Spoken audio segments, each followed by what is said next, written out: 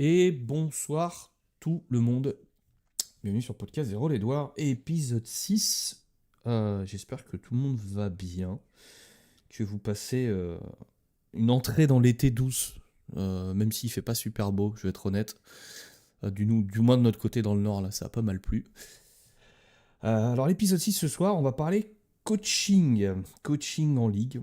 Qu'est-ce que ça veut dire? Qu'est-ce qu'on attend et qu'est-ce qu'on entend par coaching? Euh, Comment on en est venu là, pourquoi ça existe, quel est leur rôle, comment ils sont choisis. Et comme d'habitude, j'ai mon souffrant mais existant compère, Toc, qui est très malade, Bonsoir. qui est une crève mais qui vient au Bonsoir. combat quand même. Top. Donc voilà. Et avec nous aussi ce soir, nous avons nos deux coachs, donc Agarion et... Alors, j'étais emmerdé sur le post Facebook, Team, parce que Kéros, Luciane, je mets quoi moi maintenant? Alors, on va mettre Lucienne. C'est le nom MHQ, c'est le nom sous lequel les autres me connaissent, donc allons-y sur Lucienne. Allez, Puis bon, donc, Kéros, quand tu joues pas TS. j'avoue, ça fait bizarre. Quand on n'a pas de poulet pas de gros poulet bleu dans la vitrine, c'est bizarre. Donc Ouais, on mais est c'est le plan avec... dans le plan, tu peux pas comprendre. c'est ça. Donc on a ce soir avec nous nos deux coachs. Agarion, alias Greg, et Luciane, Bonsoir. aka Tim. Euh, donc messieurs, ce soir, on va papoter un petit peu autour de ces sujets. Et puis, je me suis dit, et si on attaquait par tout simplement le coaching en général, sans trop parler de nous en particulier, un petit peu l'historique du coaching et comment on en est arrivé à prendre du coaching en jeu d'équipe. Donc pour les moldus, on va quand même faire un petit rappel sur le format, parce que je sais qu'il y a des gens qui nous écoutent, que ce soit en replay ou via les petites nouvelles stories qui sont faites via Facebook, etc. Le jeu d'équipe donc se compose à notre niveau pour le moment de deux équipes de 6 joueurs. Ces 6 joueurs sont sur leur table et s'occupent de leur partie. Ça, c'est un élément important. La seule personne qui a le droit de savoir ce qui se passe en dehors de sa table, sans les coachs, je parle, sans rentrer encore dans le coaching, c'est le capitaine. Le capitaine de l'équipe, lui, a le droit de savoir par quelconque moyen ce qui se passe sur les autres tables. Mais en aucun cas, les autres joueurs ne doivent savoir ce qui se passe sur les autres tables. Pourquoi? Tout simplement parce que ça pourrait donner des informations cruciales pour que eux puissent se positionner dans leur partie. Est arrivé d'abord dans les équipes, disons, de niveau plus élevé, est arrivé... déjà, les capitaines ont commencé à ne plus jouer. Ça a été la première chose qu'on a vue, c'est que pour ceux qui ont suivi le tout premier WTC streamé par French Wargame Studio, donc c'était pas hier, hein, c'était bien il y a 4 ans je crois, le premier, par là, ça fera 4 ans peut-être cet été qu'ils ont fait le premier. De toute façon c'est juste après le Covid, donc ça doit être ça, 4-5 ans. En fait, LOL, qui avait été nommé capitaine de l'équipe de France, avait décidé d'être capitaine non-joueur. Et en fait, la raison qu'il avait invoquée, et je pense qu'elle a été complètement justifiée, c'est que en fait, c'est très compliqué d'être et capitaine et joueur et tout le reste à ce niveau de jeu. Euh, Ça, c'est une chose qui n'existait pas avant. Avant, tu avais 6 ou 8 joueurs et puis ils jouaient et puis terminé quoi. Et ça a donné des idées. On sait aussi qu'en Ligue 1, donc au niveau le plus élevé de la ligue, il y a également des coachs. Mais c'est vrai que ça s'était pas trop traduit au niveau du dessous. Au niveau du dessous, j'entends L2 et encore moins en L3. Pourquoi ça se traduit moins? Enfin, ça se traduit plus maintenant, mais on va y venir, mais ça se traduisait moins à l'époque, parce que c'est déjà difficile de trouver 6 copains qui vont être disponibles au même moment pour aller passer un week-end pour jouer à 40K. Et si en plus il faut rajouter des personnes supplémentaires pour aussi passer un week-end avec les copains, mais sans jouer à 40K, parce que les coachs ne jouent pas, et ben c'est encore plus complexe. Cependant, avec cette trend, on va dire, et puis j'ai envie de dire un petit peu Comment on peut dire ça? Disons que ça s'est vachement démocratisé le jeu d'équipe, hein. Il suffit de voir le nombre d'équipes qui sont inscrites à la FEC cette année. C'est sûr. Alors, arrêtez-moi si j'ai une connerie, copain, mais je crois qu'on est à plus de 150 équipes de L3. C'est un truc comme ça, 153, je crois. C'est Il y en énorme. a pas mal, ouais. Et ils prévoient encore une Mhm. augmentation l'année prochaine, hein. Donc, bon, voilà. Un jour une L4 ou une division 3. Alors là, ils vont faire un autre truc. On peut digresser rapidement là-dessus. Ils vont faire autre chose. Ils sont en train d'étudier ça. Il y a Invictus, Babelben, etc. Donc le bureau de la FEC qui pense lancer en gros des tournois par équipe, mais en dehors de la ligue, pour les débutants. Voilà, pour les gens qui veulent débuter, qui ne sont pas donc ce serait, de ce que j'ai compris, hein, attention, prenez ça avec des pincettes, je raconte peut-être des conneries parce que c'est vraiment en discussion, mais l'idée ce serait des gens qui ne sont pas en ligue. C'est-à-dire que si tu es inscrit en Ligue 3, en Ligue 2 ou L1, tu ne peux pas participer à ces tournois.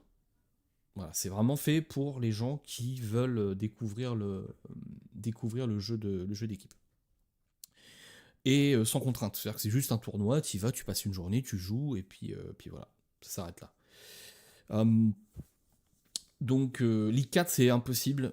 Plein de gens, et j'en fais partie, étaient pour la Ligue 4. Le gros problème qu'il y a, c'est qu'ils sont déjà en difficulté pour trouver des salles et pour organiser la L3, la L2, la L1, que s'ils doivent rajouter de la L4, alors là c'est les mecs qui dormiront plus.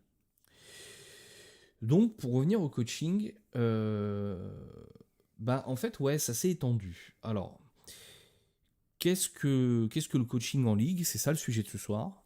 Comment on en est arrivé en général à parler de coaching? Parce que je trouve que même le terme est pas bon. Parce qu'un, comme on dit, un chef c'est fait pour chefer, un coach c'est fait pour coacher.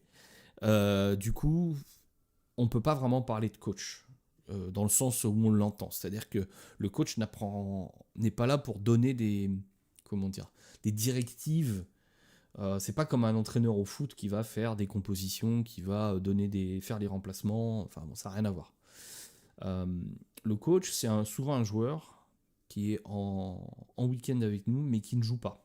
Et il fait le lien avec les joueurs entre eux. Donc c'est de ça qu'on va parler ce soir. Tiens, Toc, mon bon JB, Dis-moi. comment tu voyais ça, toi, avant, quand tu es rentré dans l'équipe, quand on a commencé à te dire du coaching, du machin, du truc, tu voyais ça comment de ton côté, toi? Tu le percevais comment? J'avais pas trop d'idées à quoi ça allait servir parce que pour moi, quand tu fais ta partie de 40K, tu l'as fait tout seul dans ton coin et quand c'était en équipe, t'additionnais les résultats de chacun. Ouais, Donc je voyais pas vraiment le sens du rôle de ce rôle-là. ça c'est intéressant. Greg, Ouais. toi, tiens, il faut savoir qu'à un moment, donc on était 7 joueurs, 6 jouent. euh, il a fallu choisir quel serait le sixième joueur. Je vais vous envoyer un message à tous les deux, à toi JB, à toi Greg, en disant bah voilà les gars, il nous faut un sixième joueur. Battez-vous. Jette un bout de viande, démerdez-vous. Et en fait, il a été conclu. Bah déjà, comment tu as dit, tiens, toi, je vais plutôt me positionner en tant que coach pour ce match aller. Et qu'est-ce que toi, t'avais comme perception du coaching à ce moment-là? Alors, niveau perception du coaching, moi, c'était un peu cette idée justement du lien entre les joueurs. Comme a dit JB, du peu que je connaissais sur le jeu d'équipe, c'était juste, on additionnait les scores. Mhm. Et du coup, le fait d'avoir un coach, à part le côté plus coach de vie, donc Ouais. tout ce qui est en dehors des tables, je voyais pas effectivement comment tu pouvais agir quoi, sur le jeu. Ensuite, comment la décision a été prise entre JB et moi. Moi, ça a été très rapide de mon côté, et c'est ce que je vous ai dit. JB avait plus d'expérience que moi dans le compétitif. Et puis, je trouvais que son niveau de jeu était bien meilleur que le mien. Donc, ça, je me suis même pas posé de questions. Pour le bien de l'équipe, entre guillemets, je me suis dit, voilà, c'est normal que JB joue à ma place. Enfin, Mhm. que JB joue et pas moi. Et du coup, autant être utile comme je peux en coach, en soutien, en support, sur tout le reste. Mhm. Ok. Ok. Ouais, bah on va rentrer dans le détail après, mais c'est vrai que c'est un concept intéressant parce que c'est toujours. On en a déjà parlé dans les podcasts précédents, mais c'est vrai que le coach, c'est le mec qui joue à 40K, qui comprend 40K, qui sait jouer à 40K, mais qui ne jouera pas à 40K. Du moins, pas pendant le week-end de ligue. Donc c'est un petit peu particulier. C'est un petit peu spécial comme statut. Et toi, Tim, comment tu voyais ça, toi, quand tu nous as rejoint et je t'ai dit, bah voilà, tu seras coach sur la deuxième journée. Comment toi, tu le percevais? Tu t'es dit, ok, c'est cool, ok. Enfin, t'avais déjà une idée bien définie du rôle ou comment c'était pour toi? Absolument pas. Moi, c'était vraiment une vision beaucoup plus sportive de la chose. Je voyais Mhm. vraiment, pour avoir fait du sport en équipe, je voyais vraiment ça un petit peu comme ça. Pour moi, le coach, c'était vraiment le gars qui bosse quand les autres se reposent. Ok. Alors, ça colle un petit peu à ce qu'on a fait. Quand les autres jouent, tu es là en soutien. Alors, tu fais pas des directives à tout le monde, tu transmets les directives de ton coach. Tu es plus un messager pendant les parties. Ouais. Mais par contre, je voyais le rôle de coach. Moi, là où je voyais vraiment l'importance du coach, parce que je l'avais jamais vécu c'est ma première année de tournoi, donc je l'avais jamais vu à l'état pur. Puis même en regardant les grosses équipes jouer, les coachs, on les voit pas plus que ça sur Non. les streams. Donc c'était vraiment une idée abstraite. Mais par contre, l'idée de on bosse pendant que les autres se reposent, ça ouais. Ça Mhm. du coup, je pense que je me suis pas trop trompé. Et avec Greg, je pense qu'à ce niveau-là, C'est correct. on s'y donne quoi. On s'y donne. Donc Mhm. non, j'avais pas du tout une idée de ce que c'était, mais par contre, je pense qu'on a réussi à bien compléter le truc. Yes. Alors, C'est-à-dire que Tim, on lui a dit tu veux être coach, on lui a dit c'est qui, il lui a dit c'est quoi. Donc mhm. C'est vaste, hein, parce qu'en fait, ce qu'il faut comprendre, c'est que coach, c'est un peu le rôle où tu mets des trucs dedans. Et en gros, ce qu'il faut comprendre, c'est qu'est-ce qui se passe en dehors d'une partie en réalité, dans un week-end de jeu. Quand on joue en équipe, on arrive le matin, les appareillements sont déjà faits, il y a le pairing, il y a le, les tables qui sont faites, on va sur les tables, on joue, on finit de jouer, on remplit notre truc, et après, cuitas et bananas, pause et on y retourne. Mais en réalité, il se passe énormément de choses. Alors, en ce qui me concerne, donc étant capitaine de l'équipe et joueur, et ça pour en avoir discuté avec d'autres capitaines joueurs pendant notre week-end, c'est très compliqué. Tu peux pas quitter ta table. Tu peux pas jouer à un niveau de jeu correct et proposer quelque chose de sensé et d'ok, et en même temps quitter ta table et faire le tour des 6 tables. C'est impossible. Déjà, il faut savoir qu'on joue à la cloque. Donc, pour ceux qui ne savent pas ce que c'est une cloque que vous poutrez aussi sur les tables de jeux d'échecs, où le temps est compté. Donc, en fait, on a chacun entre 1h30 et 1h45 selon les formats pour jouer, pour un total de 3h, 3h15.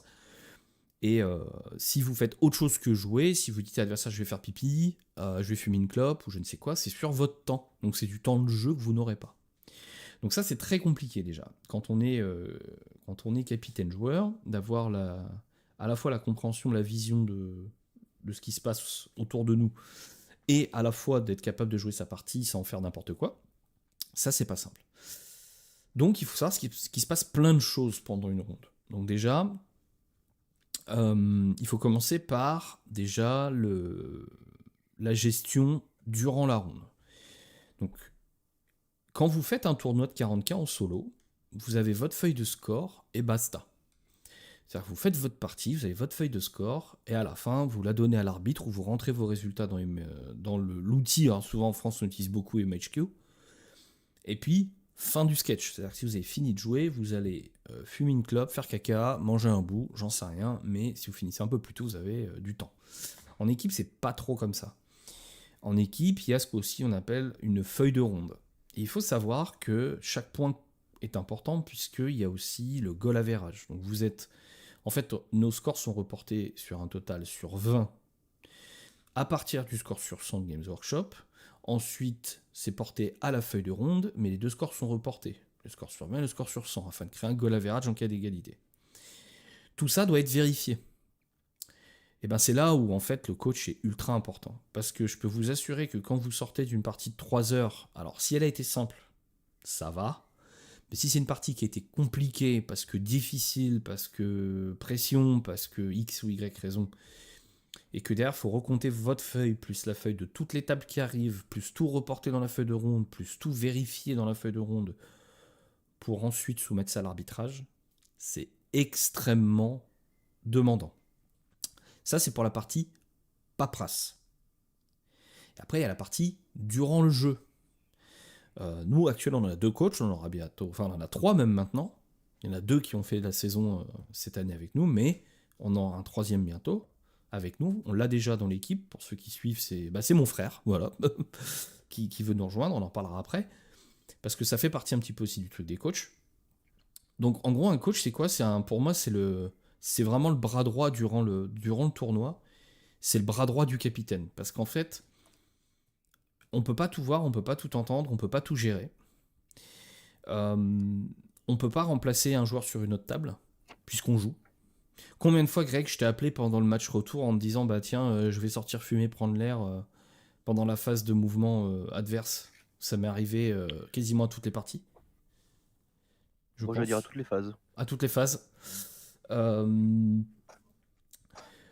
Ensuite, bah tiens, JB, maintenant que t'avais ta perception, disons, près J1, J2, match aller, match retour. Oui. Comment tu le perçois maintenant? C'est-à-dire, est-ce que comment dire? Est-ce que ça t'a fait du bien, en fait, d'avoir un coach qui se promène? Est-ce que c'est quelque chose qui t'a soutenu? Est-ce que c'est quelque chose qui t'a perturbé? Je sais que certains joueurs ne veulent pas du tout qu'on leur parle pendant leur partie. Il y en a. Enfin, est-ce que tu penses que le week-end s'est mieux passé parce qu'on avait des coachs? Ou comment tu l'as vécu, toi? Bah, en fait, c'est du confort. Après, en termes d'impact sur la table, pour moi, il n'y en Ah, a il y en pas a pas. vraiment. Non, Il il y, y en il a y en pas. a, il y en a de manière indirecte, parce que en fait, t'es mis en mode confortable, quoi. C'est-à-dire que comme tu dis, t'as soif, t'as faim, tu dois t'en aller, t'appelles ton copain, il gère tout, il n'y a pas de souci. Mhm. C'est du confort. C'est du stress en moins, des trucs auxquels tu penses pas. T'as pas à penser.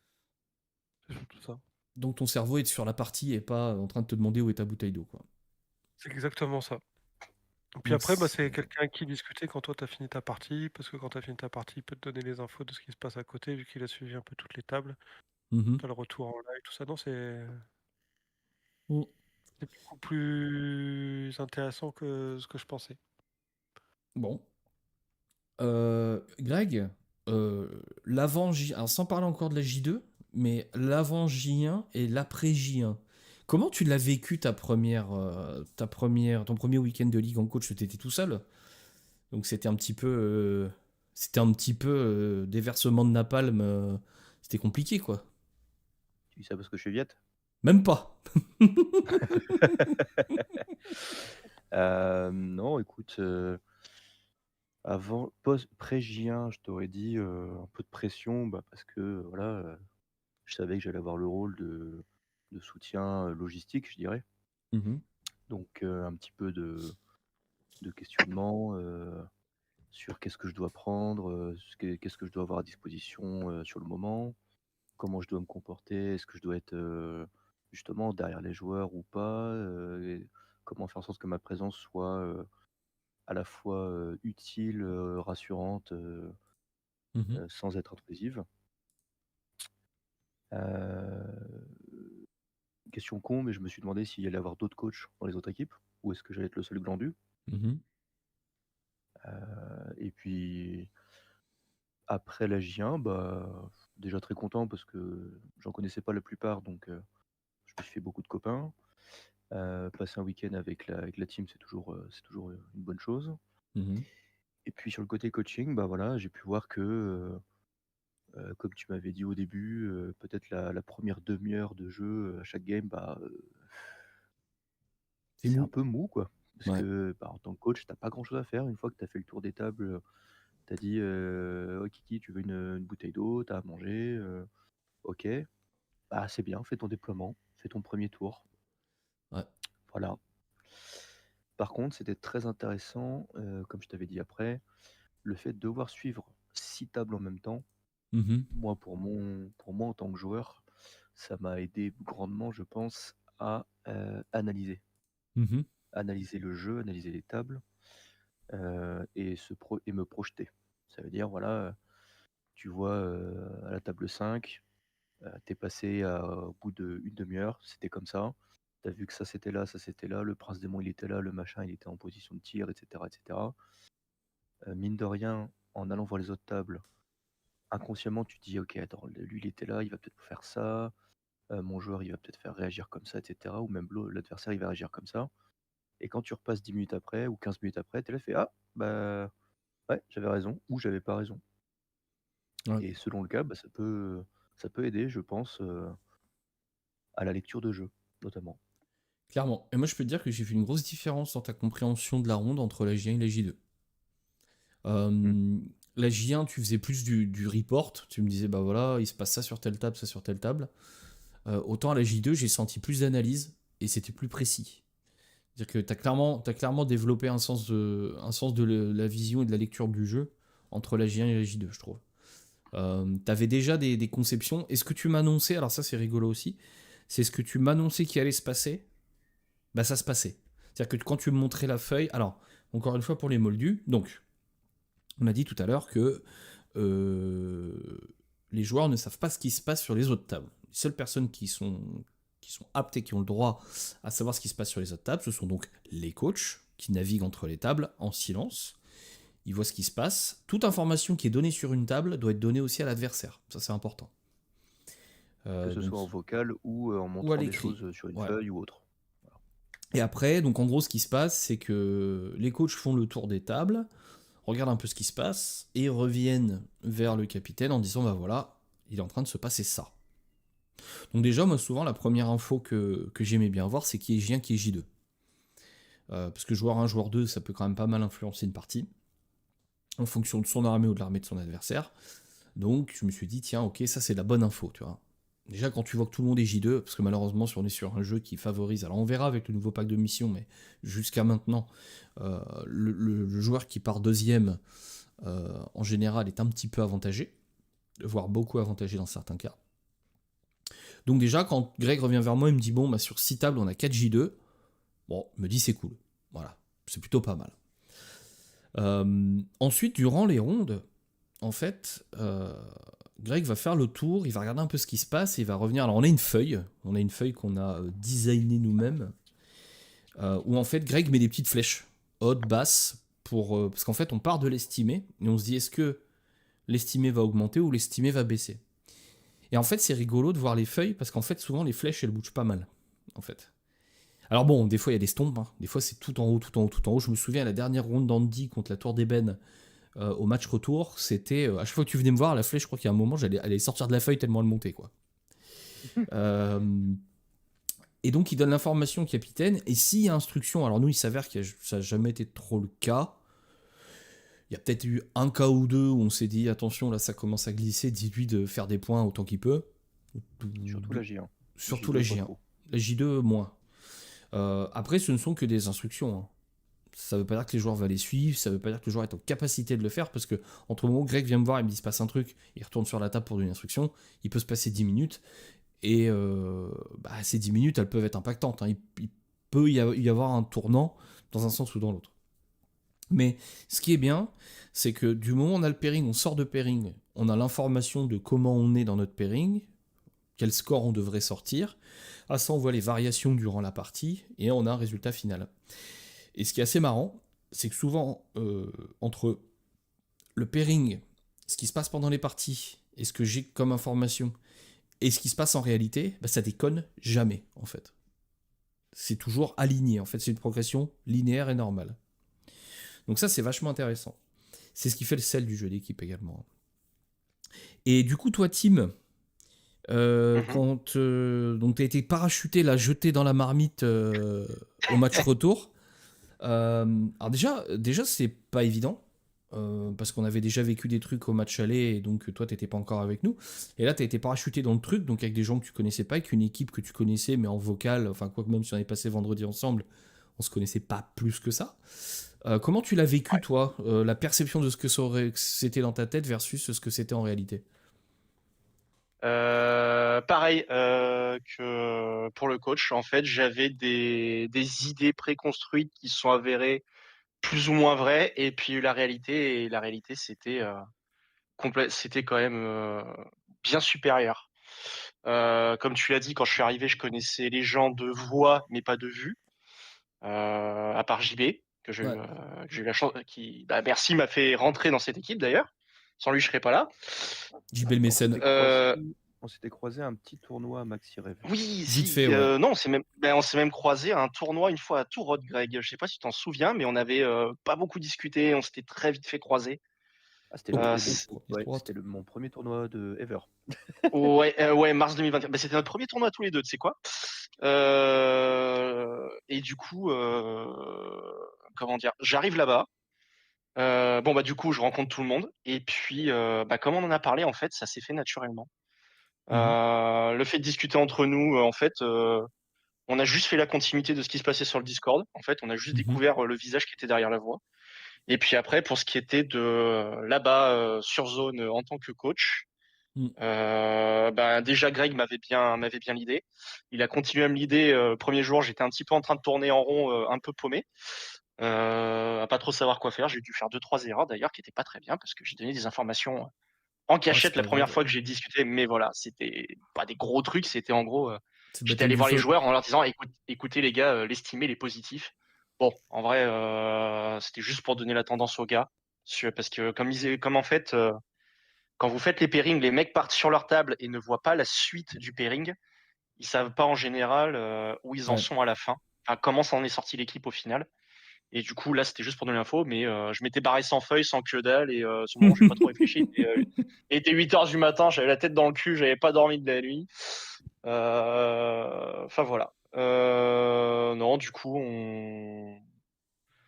le truc s'est bien passé en vrai. C'était super sympa. Fait une overdose de café, mais c'était super sympa. Oh putain, oui. Alors moi qui bois qu'un seul café par jour, je peux avouer qu'à la ligue, la vache, j'ai bu mon café pour l'année, quoi. Waouh. Alors, ouais, donc le coaching, ça veut dire tout et plein de choses, en fait, en équipe. Ça veut dire à la fois de l'aide en jeu, pour ce qui se passe autour de la table. Le coach est aussi en relation avec l'arbitrage, et ça, c'est un point important. Parce que parfois, il peut y avoir des désaccords sur un point. Et où le coach peut voir quelque chose et se dire attends, là il y a un souci. Et il peut aller voir l'arbitrage. Et ça, c'est vachement bien.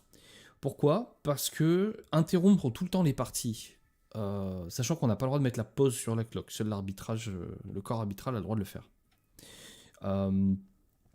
Donc c'est sur le temps de quelqu'un, forcément. Donc il y a quelqu'un qui sera lésé. Avoir un point de règle qui est peu impactant mais qui est intéressant à revoir sans interrompre la partie, et ben en fait on fait appel au coach. On n'a pas besoin de tirer tout de suite sur l'arbitre. Les arbitres sont déjà bien occupés aussi, même si on leur a pas fait trop de mal de ce que j'ai compris quand même pendant nos 2 matchs, ils n'ont pas trop souffert. Mais ça peut arriver qu'il y ait des accords, des points, des petits points de règle. Et dans ces cas-là, on peut dire hey coach, viens voir là, il y a un truc, tu peux aller voir l'arbitre sur ce point de règle là parce qu'on n'est pas certain d'un truc, tu vois. Et ça peut être solutionné en 30 secondes, ce qui est super bien. Super bien. Tiens, bam, il y a eu direct une... Alors, je ne sais pas qui est Heterogeneous Round 67, encore un bon gros bot qui est venu poster un truc sur le Twitch, et qui s'est fait Insta-Mooboted. Voilà, bam. Ça prendra à mettre des liens. Et du coup, ça c'est la première chose. Ensuite, il y a tout le... Comme disait JB, il y a aussi la partie j'ai soif où est ma gourde, quoi. C'est mon Dieu qu'ai-je fait de ma gourde. Il y a aussi la gestion. Alors ça va être un petit peu plus propre aux équipes. On peut parler un petit peu de nous, comment on fonctionne. Faut savoir que le coaching, c'est beaucoup de choses sur place, mais c'est aussi en dehors. Là, il faut savoir, par exemple, que chez nous, Greg et Tim sont responsables du fichier qu'on appelle data. Notre fichier data, c'est quoi? C'est là où on entre tous nos résultats afin d'en tenir un suivi pour créer des estimés et avoir de la data assez propre. C'est là où aussi on reporte nos résultats de scrim, etc. Donc ça, c'est le dehors du truc. À ça aussi, il peut s'ajouter de la manutention, entre guillemets. C'est-à-dire que parfois on arrive et les tables sont pas faites. C'est même très souvent d'ailleurs. Je pense pas que les tables étaient faites, que ce soit au match aller ou au match retour. Je crois pas. Donc le temps qu'on arrive, le temps qu'on fasse notre pairing, le temps que voilà tout ça, c'est quand même bien d'avoir des coachs qui font les tables. Parce que si tu dois arriver sur ta table et que tu as encore la table à faire et que l'arbitre crie « Lancez la cloque !» et là que tu dis « merde, la table n'est pas prête, on n'a pas commencé à déployer » et le temps commence à courir, t'es déjà en pression en fait. Avoir les coachs qui préparent les tables et qui vérifient que les layouts sont bons, c'est vachement confortable. Alors Tim adore faire des tables, faut savoir que c'est un hobby. Et donc je l'ai vu courir partout. Il y a une table à faire? Où ça? Moi, donnez-moi la table. Voilà. On n'a toujours pas compris d'ailleurs. Ah, pas compris. Non, mais écoute, chacun son kink. Hein. Mais Ah, la géométrie. la géométrie, voilà. Le mec se promène avec une équerre. Un coach table et un coach tableau Excel. Super. C'est ça. Un autre truc aussi que, alors j'ai moins vécu à la J2, parce que la salle était plus petite, donc on avait moins moyen de perdre nos affaires. Mais au match aller, clairement, on laisse traîner des trucs. Il y a des trucs qui traînent, et c'est vrai qu'il y a même un moment, je ne retrouvais plus ma mallette. Il y a Greg, au secours, si jamais tu vois ma mallette, fais-moi signe. Parce que les rounds s'enchaînent, hein, on a très peu de temps. Donc c'est tout ça aussi le coaching au final. C'est tout ça aussi. Alors, comment ça se décide et comment dire? Est-ce que c'est frustrant? Parce qu'au final, on peut pas partir sans coach. Enfin, je sais pas ce que vous en pensez, mais moi perso, je me vois pas, après tout ce qu'on a dit, partir sans coach. C'est pas possible en fait en ligue. Et pour en avoir parlé avec les équipes qui n'en avaient pas ou qu'un, même un, parfois c'est juste. Donc je sais pas. Moi maintenant, avec le recul, je me dis c'est mort, on peut pas partir sans coach en fait. Il faut au moins un voire deux coachs par équipe. Je sais pas ce que vous en pensez vous de votre côté. Je pense que faire un week-end sans coach, c'est compliqué. Hein, parce que son rôle, c'est quand même de faciliter tout ce qui va se passer. Ça facilite la vie du groupe et de chaque joueur de manière individuelle.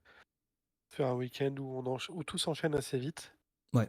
Et tu peux, hein, il n'y a rien d'impossible, hein, mais c'est un confort XXL. Quoi. Yes. C'est les Charentaises. Je suis bien d'accord avec JB, c'est pas obligatoire fondamentalement.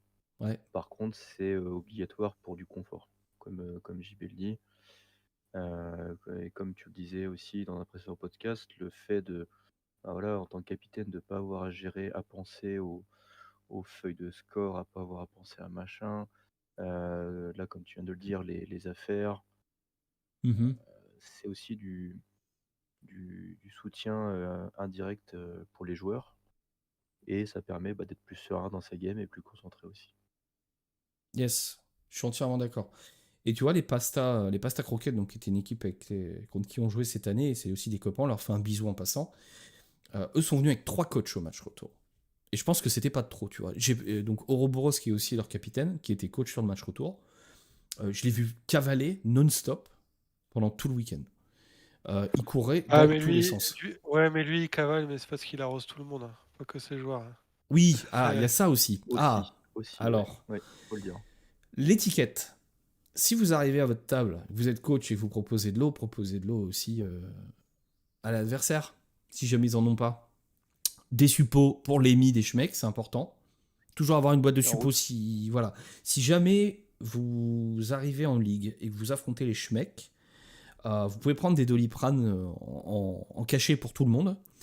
Par contre, pour les mis. Mais pour les mis, c'est en suppo. Voilà, c'est important. On l'embrasse. On lui fait un gros bisou, elle est mise en passant. La sainte Mimi, on pense à toi. Mais c'est important de se dire qu'en fait, en fait, moi je le vois comme... pas de mauvais pas de mauvais œil, hein, quoi que ce soit, mais moi je vois ça comme du lubrifiant mécanique. C'est-à-dire qu'en fait, tout ça, c'est plein de pièces, en fait, c'est plein d'engrenages, un week-end de ligue, entre l'orga, entre le jeu, entre les résultats, entre les estimés, entre les pairings. Ça fait beaucoup, beaucoup, beaucoup, beaucoup, beaucoup, beaucoup de données, beaucoup de choses à faire. Et en fait, le coach, c'est vraiment du lube, quoi. Ça va glisser tout seul. Avoir des bons coachs, c'est l'assurance qu'il y a des endroits où ça peut un petit peu grincer. Bah là, alors soit du lube, soit de la WD-40, comme vous voulez. Mais ça dépend aussi des délires. Mais Peut-être plus motivé déjà. déjà. Mais ça évite que ça se grippe, quoi. Qu'il y ait un moment où ça coince. Euh, un truc qui est intéressant, et alors là où en fait moi j'ai toujours cette image, et c'est un truc que Greg, toi tu l'as déjà dit plusieurs fois. T'étais pas frustré de ne pas jouer, t'aurais aimé jouer, mais tu n'étais pas frustré de ne pas jouer. Mais toi, Tim, est-ce que tu étais frustré de ne pas jouer? Eh ben, absolument pas, parce qu'en fait, je trouve que être coach, c'est une autre façon de jouer au jeu. Mm. C'est encore autre chose. Et puis surtout, je pense que les tournois, moi qui étais un anti-tournoyeux à la base, Mhm. quand j'ai commencé le truc, le tournoi me faisait horreur. Mhm. Ça permet de découvrir la communauté. Et en fait, j'ai rencontré plein de gens sur le truc. Ouais. Bon, comme je disais, j'ai jamais autant pris de café, mais justement, le fait de prendre ces cafés m'a fait rencontrer plein de personnes. Et du coup, je crois que je me suis presque plus amusé que vous à certains moments. Alors, ouais, je Ah, pense aussi. super. Je pense aussi, parce qu'il y a des moments où, tu vois, typiquement la ronde du samedi, la dernière ronde du samedi ou la dernière ronde du dimanche, ouais, des fois, tu vas reculons, hein. Pour le peu que le pairing soit pas pour toi, tu vas un petit peu reculons, hein. Donc, c'est vrai qu'il y a des moments où tu te régales. C'est-à-dire que tu peux avoir des moments de redescente. C'est peut-être le seul point noir d'un week-end de ligue en tant que joueur. C'est qu'on profite sans profiter, quoi. Ça s'enchaîne quand même très, très, très, très, très vite. On n'a pas vraiment le temps de se poser, même pour manger, ça dure pas très longtemps. C'est le meilleur moment, c'est le soir, la veille. C'est pour ça qu'on y va d'ailleurs la veille au soir. Et le samedi soir pour les braves ou les alcoolos, ça dépend. Euh, mais ça peut être quand même compliqué. Il peut y avoir quand même beaucoup de choses. Ah, tout ça pour les fêter la nif de José. En plus, et d'ailleurs, aujourd'hui c'est l'anniversaire de José, donc joyeux anniversaire Ouais. José, c'est important. C'est très très important de souhaiter l'anniversaire à José. Euh, Du coup, alors, moi, il y a un truc, une question que je me posais aussi, c'est, du coup, il y avait des coachs chez nous, et il y avait des coachs chez les adversaires. Et est-ce qu'il y a parce que nous, on ne voit pas ça en jeu. Est-ce qu'il y a une interaction entre coachs? Est-ce qu'il y a un petit syndicat des coachs qui, ou est-ce que ça papote pendant les parties? Est-ce que ça échange? Est-ce que... Je sais pas. Eh bien oui, Ah bah ça s'appelle la machine à café. j'allais dire exactement ça. Voilà, tu comprends maintenant pourquoi j'ai autant pris autant de café de ma vie. Non, en vrai, plus sérieusement, il y a quand même une interaction entre coachs, ne serait-ce que bah, quand le pairing est fait et qu'il faut ranger la table de pairing, hein, c'est con, mais Ouais. Oui. ouais, récupérer ses cartes, son tapis, ses machins, tout ça. Après, pendant la ronde, forcément, bah, l'autre coach, tu le croises, tu es en même temps que lui sur les tables, ce genre de choses. Mhm. Ça arrive qu'on papote vite fait sur les rondes, sur la ronde, et parfois même d'autres sujets complets, hein. Je jouais avec Oro, on parlait de figues Eldar, des choses comme ça. Mhm. Et puis, euh, et puis là, tu parlais des fiches de score. Quand on vérifie les fiches de score, bah, c'est en présence du coach de l'autre équipe. Ouais. Donc de base, il y a de l'interaction. Après, l'interaction hors jeu, je dirais, c'est pas obligatoire, mais dans un sens, c'est mieux parce que bah, voilà, c'est le bon esprit. Si on passe 3 heures sans se parler, honnêtement, Mhm. c'est qu'il y a vraiment quelque chose Ouais, on a raté un qui truc. est pas bon, quoi. Ouais. Voilà, c'est ça. Moi, je suis d'accord. Je suis d'accord. Après Tim, je sais pas comment toi tu l'as vécu. Ah bah moi je te dis, je me suis à la base en tant que coach, je me paumais, je savais pas trop où j'allais. À partir du moment où les tâches ont été bien définies, que j'ai su comment optimiser mon temps pour t'aider et aider aussi les autres, bah en fait c'était tranquille quoi. Je t'appelais à discuter à tout va, on prenait des renseignements. Quand on se rend compte Parce que du coup, moi, j'ai vécu 2 ligues. J'ai vu une ligue où les gens étaient des adversaires, et j'ai vu la ligue où je vous ai rejoint pour la J2 où les adversaires étaient des potes.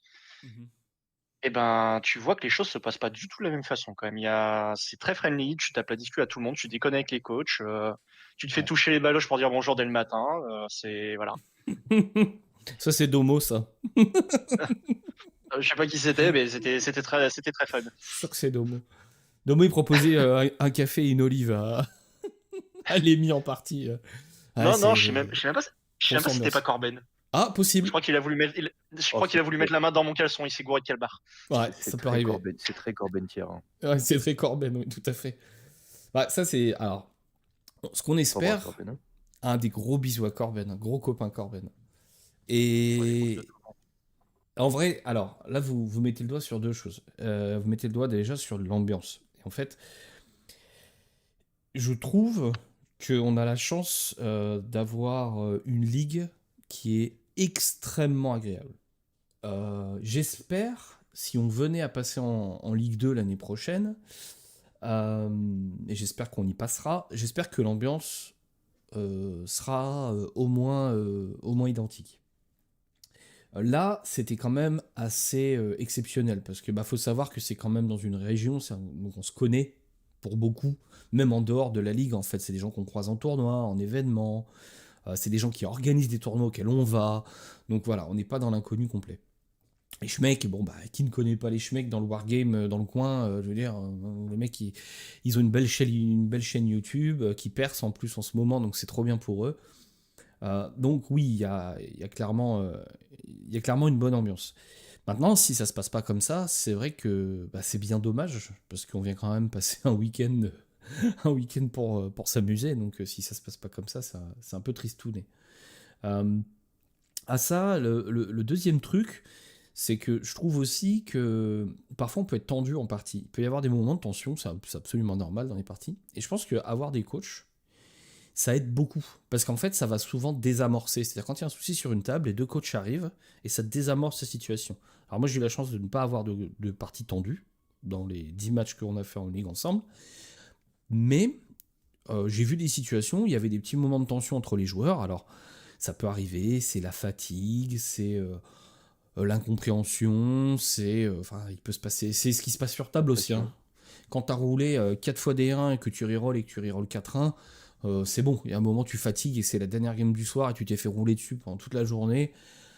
Bon, je peux comprendre qu'il y a un moment d'agacement, même si c'est dommage parce que ça reste un hobby et un jeu, mais l'agacement, il est compréhensible. Et donc, on peut être parfois un peu tatillon sur certains trucs. Et avoir quelqu'un qui vient désamorcer, qui vient faire une blagounette, qui vient voir sur table comment ça se passe, qui propose un café, une bouteille d'eau, un bout de gâteau. On a eu des distributions de gâteaux aussi au match Dédicace à retour. Shed, évidemment. À Shed, je sais que c'est madame qui fait des gâteaux et elle les fait vachement bien. La vache. Entorse à mon régime, mais entorse justifiée. Mais non, c'est clair que c'est un plus. Et mais à quel moment c'est trop à quel chiffre il y a trop de coachs, quoi. C'est ça la vraie question. C'est que le problème, c'est qu'il y a un moment, je pensais à ça la dernière fois, la FEC qui prévoit donc des salles pour X joueurs et X coachs. Je pense qu'ils doivent tabler sur 2 coachs par team. Et du coup, elle est où la limite, quoi? Il y a des équipes qui vont arriver avec des masseuses, des mecs pour ranger les dés. Je sais pas où aller la ligne. Là-dessus, Préviens, je sais pas faire les massages thaïlandais. Hein. merde. Bah oui, non, t'es viette. Enfin, je veux dire, Ouais, c'est pour ça. rien à voir. Je préfère mettre les choses au clair. Hein. Rien à voir. L'année prochaine, on aura un 3e coach. Donc, on vient de. Donc, mon frère s'est venu vers moi pour me dire écoute, ce que vous faites, ça me plaît. J'ai pas l'intention de jouer. Alors là, c'est un cas encore particulier. Et on peut en parler. Il y a le coach joueur et le coach non-joueur. Il y a le coach qui joue au jeu, qui a le niveau de jeu et qui, pour X ou Y raison, se retrouve coach. Et il y a le coach qui vient et qui dit moi, je viens jouer avec vous sur Discord, en IRL, mais je ne participe pas à la compétition parce que j'estime que soit j'ai pas le niveau, soit je dois encore progresser, soit X ou Y raison, ou j'ai pas le temps, ou j'ai pas machin, le taux sauf ça que en termes d'investissement, c'est quand même assez élevé. Donc parfois la vie te dit que non, t'as pas le temps. Euh, mais moi, je viens juste pour, en gros, découper les citrons, plier les maillots, filer la main, quoi. Filer la main. Et donc, c'est ce qu'a fait mon frère. Il est venu me voir en me disant ça. Il m'a dit, écoute, j'aimerais bien, est-ce que vous voulez pas, vous avez pas besoin d'un coach l'année prochaine et tout, machin. Et j'ai une idée, ce serait de faire toute la partie média. Voilà, pour l'équipe. Filmer, prendre des photos. Parce que ça, pareil, on n'a pas le temps. Hein. Quand JB dit qu'on n'a pas le temps, on n'a pas le temps. Hein. Et même vous, hein, les gars, je pense, même en tant que coach, hein, vous avez très peu de temps pour prendre des photos, tout ça, je pense, en réalité. Hein. Bah, pour donner une idée, à la J1, je m'étais dit, je vais faire des photos des tables, des figurines, tout ça. Je l'ai fait ronde 1, Ouais. ronde 2. Voilà. C'est tout. Voilà, ouais, non, c'est compliqué. Hein. Il n'y a pas le temps. Non, en vrai, tu cours dans tous les sens. Ouais, je pense aussi. Hein. Quand t'as le temps de te poser, c'est pour boire un café et taper la discussion avec ton pote pendant qu'il regarde l'adversaire jouer. C'est ça. C'est exactement ça. Donc avoir quelqu'un de dédié à ça, bah, ça va être cool parce que ça va créer aussi, ça va faire des souvenirs parce que bah, on n'a pas trop le temps. Donc comme on n'a pas le temps, c'est chiant. Et moi je dirais que c'est peut-être le seul regret que j'ai sur cette année, c'est de pas avoir plus de photos, plus de vidéos, plus de trucs. Mais honnêtement, je vois pas où on aurait pu caser ça. Hein. C'était impossible. Alors, du coup, quand c'est trop, et aussi, alors, quand on a créé ce podcast avec JB, on s'est dit, le but c'est quoi? Le but c'est aussi de partager notre passion déjà, et puis de dire aux gens, bah voilà, regardez, le jeu d'équipe, c'est cool. Et là, on est en train de vous dire que faut pas être 6, faut être 8, voire 9. Et que tout compte fait, il y a des mecs qui aiment jouer au jeu mais qui joueront pas. Alors, euh, qu'est-ce qu'un bon coach? C'est-à-dire que si demain, vous nous écoutez, vous tombez sur notre podcast et vous dites, ah, tiens, c'est sympa ce qu'ils font, j'aimerais bien... Voilà, je m'étais posé la question de est-ce que je vais me lancer dans le jeu en équipe avec ma bande de potes. Qu'est-ce qu'il faut? Quelles sont les qualités d'un bon coach? Alors ça, c'est une question que je vais demander à tout le monde. Mais bah tiens, JB, toi qui... Entre deux mouchoirs, qualité d'un bon coach à ton avis? Non, je finis le fapping et puis je te réponds. Let's go. Euh, Ça part direct, direct sur TikTok. non, les qualités d'un bon coach. Euh, euh, bah, c'est des qualités de compréhension humaine, je dirais. C'est-à-dire que enfin, il doit avoir des qualités pour lire le jeu, pour rapporter des informations, comme on l'a déjà dit, mais aussi, je pense, des qualités de compréhension humaine et de compréhension des codes sociaux. C'est-à-dire que savoir quand c'est bénéfique d'être sur une table Mhm.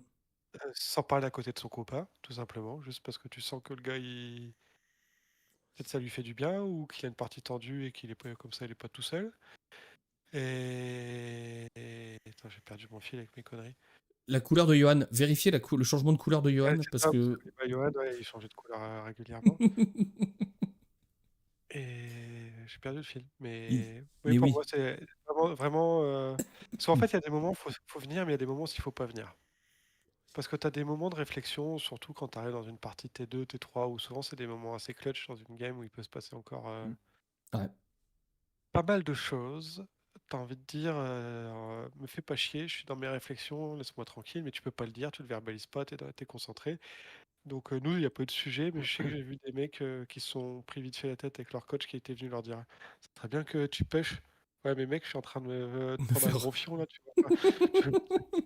Pas très bien, ferme ta gueule, laisse-moi tranquille. Tu veux que je push, mais avec quoi? Il me reste 3 marines Donc, sur la tu vois table. là, clairement, tu vois le coach qui a pas trop compris ce qui se passait sur table et le joueur qui avait des grosses gouttes sur le front, qui passait pas un bon moment, même si ton adversaire et que t'es agréable avec lui.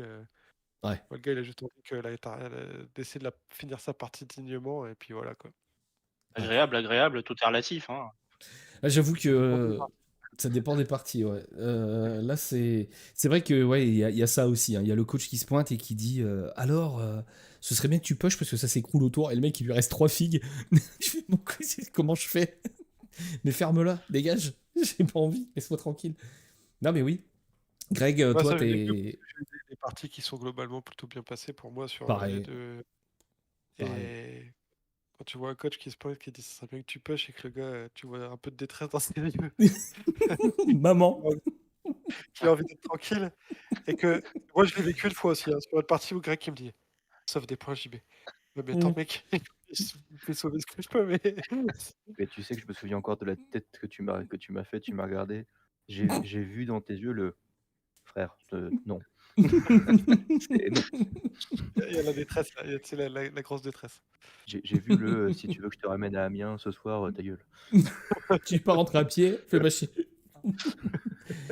Ah, mais ça peut arriver, hein, ça peut arriver des moments Non, mais ça, de. par exemple, Ouais. moi, dans cette partie-là, moi, je sentais que la partie, elle dérapait, mais tu pouvais pas forcément le comprendre. Parce que c'était le match miroir sur le retour sur la Ah, J2, quoi. sur le. Ah oui. Ah Ouais, oui. moi, je sentais que c'était. Bah, tu connais les deux armées, enfin, c'est ton armée, tu sais ce qui va se passer, hein. Oui. Ah, les vétérans, là. Ah ouais. Ouais. Là, il y avait du vétéran du Wargame, là. Mais. Ah, bah, Oui. Ah ouais, je me souviens, c'est la partie où j'ai pris un carton jaune. Oui, ah, parlons du carton jaune, tiens. Qu'est-ce qui s'est passé? Bah tiens, c'est intéressant. Non, mais c'est intéressant parce qu'en fait, donc, je te le dis comment je l'ai vécu moi de mon côté. J'étais tranquille, j'avais fini ma partie, j'étais tranquille en train de fumer dehors et de papoter avec je sais plus qui. Et bah, certainement avec Shed. Et là, il y a Verme qui vient me voir et qui me dit bon, il faut que je te le dise. D'abord, j'entends il est où le capitaine des relais noirs? Je dis oui, c'est moi. Putain, qu'est-ce qui se passe? Il me dit bon, faut que je te le Lequel? dise parce que bon, voilà, par principe. Mais j'étais obligé de mettre un carton jaune à ton coach. Je dis ah bon, lequel? Il me dit bah Agarion. Bah, j'ai dit pourquoi faire? Il s'est passé quoi? J'espère que ça va. Enfin, j'y sais. Greg il a vrillé, il s'est bien parlé en Pour- vietnamien, il a retourné les pour- tables, pour il s'est la- passé quoi? Pourquoi faire? Il a fait des sushis Je vous avais dit de d'adversaire. pas mal parler des Zika. C'est ça, c'est exactement ça. Et il me dit non, mais en fait, l'intention est pas mauvaise. En fait, il a dit un truc, mais tu vas nous en dire plus, Greg, parce que mais j'étais pas là. Et Ouais. c'est vrai qu'il m'a juste dit, en gros, il y a une information qui a été donnée, qui aurait pas dû être donnée. Et normalement, Ouais. normalement, je te mets une grosse torgnole et voilà. Mais là, j'ai vu que l'intention était pas mauvaise et et c'est voilà, c'est là où on voit le relationnel aussi. C'est Euh, ça. En fait, voilà. si tu veux, donc c'est la partie de JB qui était en match miroir contre du SMC. Et quand je passe à côté de lui, bon, je voyais depuis quelques passages que la feuille de score était pas forcément en sa faveur, et les secondaires qu'il avait tirés, c'était pas la joie. C'était pas sans rappeler le match aller notamment. Et justement, dans ma tête, c'était putain, déjà le match aller, il avait pas eu de bol. Et j'ai pas envie que ça le Ça le mine, ouais. frustre dès le samedi pour le dimanche. Parce que surtout que le dimanche, on avait nos matchs importants. Oui. Donc voilà, on papote vite fait avec JB. J'essaie de voir un peu de cerner comment ça va et dans quel mood il est. Et je me retrouve à lui dire, enfin, je crois que je sais plus comment tu m'avais sorti ça, JB, mais tu m'avais dit en gros, ouais, les objectifs sont pas, j'ai pas eu des bons objectifs, des trucs comme ça, quoi. Et moi, dans ma tête, je me dis, ok, il a pas eu des bons objectifs, mais il a encore les bons qu'il va tirer. C'était genre T3, un truc comme ça. Mhm. Il a encore des possibilités qui vont arriver. Et je commence à lui dire justement, ouais, mais t'inquiète, c'est pas fini, t'as pas encore eu ton behind, t'as pas encore eu ton containment, truc comme ça.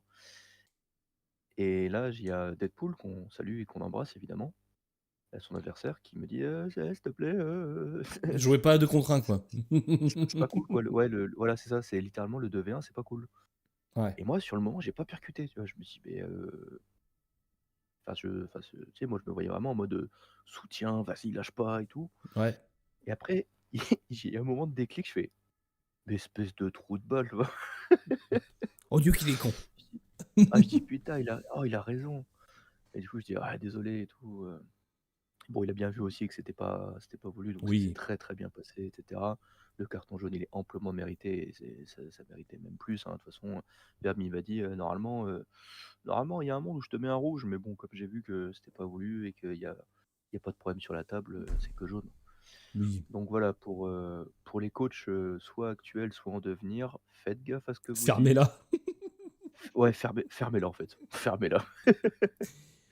Voilà, c'est sur table, il y a très peu d'informations en réalité à donner. C'est-à-dire que c'est plus de la collecte que de la donnée d'informations. Parce qu'en réalité, on se rend compte que qu'il n'y a pas t'as pas grand chose que tu peux dire en fait, à part bah push ou fais de ton mieux, tu sais, ça donne pas vraiment d'infos. Donc au final, c'est plus de la collecte d'informations que tu ramènes derrière que vraiment des instructions pures. Bah, Voilà. tu peux en soi communiquer avec les joueurs, parce qu'il y a toujours 2 joueurs par table, ton joueur et son adversaire. Mais par contre, faut être très vigilant à ce que tu dis et à comment tu le dis. Surtout dans un jeu où Mhm. c'est très orienté sur les mots, les termes techniques, les mots-clés surtout, ce genre de Oui, choses. Faut faire très attention aux mots qu'on emploie. ouais, Voilà. ouais, faut faire gaffe. Alors du coup, ouais, comme je disais tout à l'heure, en fait, pour toi, les qualités d'un bon coach, Greg, c'est ça, c'est la discrétion, c'est être là au bon moment, au bon endroit, c'est un feeling. Surtout pour moi, c'est l'écoute. Ça rejoint un Mhm. peu ce que disait JB, mais l'écoute, parce que bah, voilà, il faut pouvoir analyser la partie. Donc Ouais. écouter ce qui est dit, ce que dit ton joueur, ce que dit son adversaire, éventuellement ce que dit l'autre coach. Faut laisser traîner une oreille sur chaque table, puisque même si tu es à la table 6 et qu'à l'autre bout, en table 1, tu entends que ça commence, je sais pas, ça s'échauffe ou ça Mhm. crie ou un truc comme ça, bah tout de suite, il faut que tu ailles voir. Et même au-delà de ça, l'écoute en termes de soutien mental, puisque Oui. bah, on l'a dit ce soir, hein, quand tu fais ton 18e 1 d'affilée, bah, tu peux être amené C'est à dur. vriller, à tilter, comme on en a parlé dans les précédents podcasts. Ouais. Il faut être en capacité, en tant que coach, d'être là pour ton joueur, et que si ton joueur te dit, mec, j'arrive à rien, je fais que des 1, j'ai pas les bonnes cartes, ou ça se passe pas comme je veux, machin, etc. Ah, c'est toujours délicat. Est-ce que tu lui dis, t'inquiète, ça va aller, Mhm. mais c'est un peu bateau? Est-ce que tu lui dis, ok, laisse couler, fais ce que tu peux? Voilà, faut Ouais. pouvoir écouter ce que dit ton joueur, s'adapter à comment il réagit, et surtout, ensuite, lui donner une réponse qui est adaptée et qui va pas le faire tilter. C'est surtout ça le plus important. Et qui va pas remettre une couche, ouais. Voilà. Donc les qualités du bon coach, pour moi, Il y a le bon et le mauvais c'est coach. voilà. C'est-à-dire que le bon coach, c'est quelqu'un qui va être là pour ses joueurs et qui va de suite voir les lacunes de chacun et qui va procurer un soutien C'est ça, aussi bien de manière logistique que mentale. c'est ça. Et du coup, alors, ici, si on devait être amené à rester en L3 l'année prochaine, c'est moi qui vais passer coach. Avec notre bon Mystex, avec notre bon Romain. Pour faire tourner les Ouais, bah, effectifs. j'arrête le jeu, moi. J'arrête le jeu, je pense. Tu vas voir Romain qui va te susurrer à Parce que, l'oreille. non, mais les qualités humaines étant proches du néant, je pense que ça va être compliqué. Alors au niveau qualité humaine, ça va être très compliqué, hein. Déjà, je vais acheter un martinet, déjà. Ah, mais Lâche déjà, rien, je te dis, mais j'ai plus que 2 fixes sur la table. Lâche rien, je te dis, je te mets le claque, mais j'ai plus que 2 déjà fixes. toi en Bam coach, Nico, Allez hop, toi en bien, coach, c'est comme ça que ça va se Ça va passer. être quelque chose. on va être en train de jouer, on va être focus sur la game. Moi, je vais être là en mode putain, Mizika, lui il va là, faut pas que je commite et machin, etc. J'ai pas de ressources, etc. Je vais je vais sentir un petit souffle chaud juste après, suivi de t'as fait ton lit, connard. Ou alors, quand tu vas faire que des 1, je vais te dire, bah ça, c'est parce que t'as pas fait ton lit ce matin, tu vois. Tu peux pas faire des grandes Voilà, choses si t'as pas fait des petites choses le matin. Et voilà, non, mais toujours. Hein. Ah, mais ça me fait beaucoup rire que cette histoire d'anecdote de t'as fait ton lit, c'est resté, quoi. C'est assez drôle. Mais, bah écoute, ouais, l'année prochaine, donc. Alors, l'année prochaine, parlons de l'année prochaine un peu. Ça va déjà faire 1 heure qu'on papote. Ça Bah, passe on va vite. peut-être demander Oui, voir à Tim, Tim les Tim, qualités coach. Tim, t'en penses quoi? Tim, un bon coach? Les Un qualités? bon coach, c'est un coach qui arrive à dormir la nuit. Mhm. Alors, Parlons du sommeil. alors, euh, Boule caisse. voilà. Objection. Objection, votre honneur. Objection, votre honneur. La personne qui va être citée prochainement avait prévenu. Ah non, mais, Et non, mais c'est je même pas cite- ça le plus drôle. C'est même pas et ça je- le plus drôle. Et je cite Luciane, non mais t'inquiète, je ronfle plus fort que toi, je vais tanker. Ouais, on m'appelait le dragon à la caserne, ta gueule. La gueule du dragon, je te jure.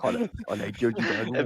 Eh ben, on je nous te a vendu jure. un dragon, on a eu un lézard, frère. Ouais. Non, alors, tu ne peux pas savoir, puisque de toute façon, je n'ai pas dormi, donc t'as pas pu m'entendre ronfler. Je risquais pas de Ah non, ronfler, je j'ai pas dormais, dormi. moi. En fait, bah voilà, j'ai d'habitude, mais franchement, je suis rarement tombé sur un ronfleur comme toi, gros. Et du coup, j'avais pas prévu que le fait de vouloir m'endormir après pour te laisser tranquille et te laisser te reposer allait me Erreur coûter fatale. aussi cher. Erreur Mais fatale. je suis sûr, on aurait inversé, ça aurait été toi qui serais arrivé avec des yeux, mais en bas des Non, genoux dès le matin, hein.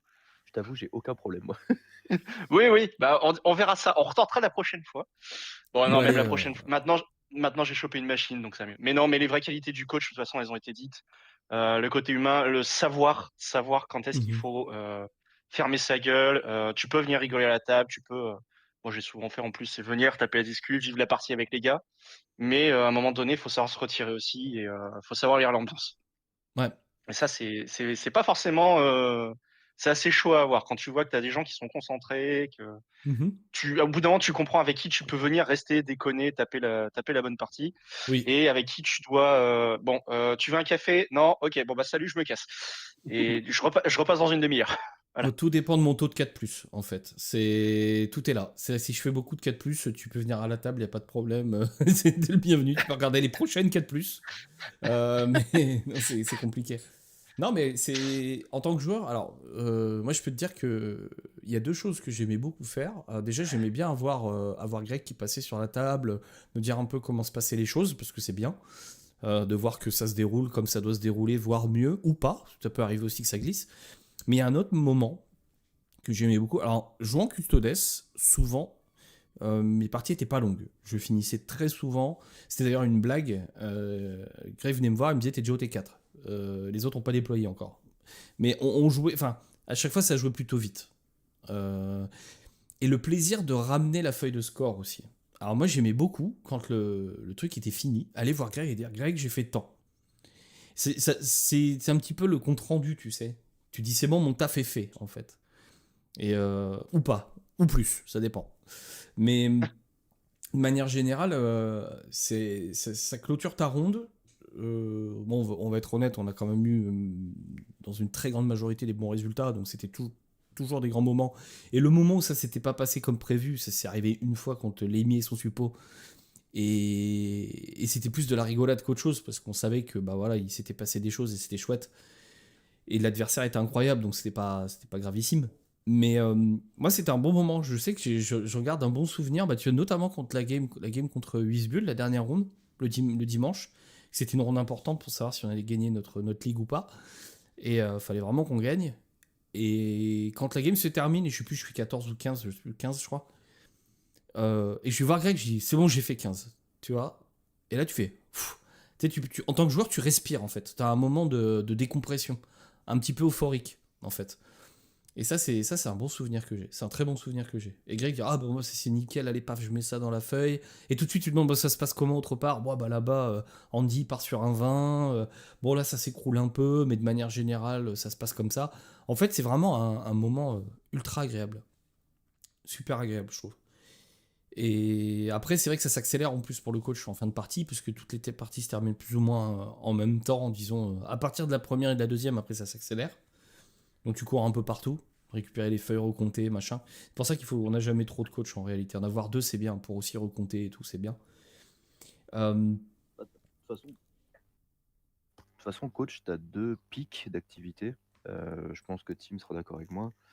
Tu as le début, le direct après le pairing, parce que bah voilà, faut vérifier que tout soit bien installé, que tout le monde a à boire, tout le monde a à bouffer, tout le monde a ses figues, tout le monde a tout ce qu'il faut. Et ensuite, et à tout le monde a son café, pardon.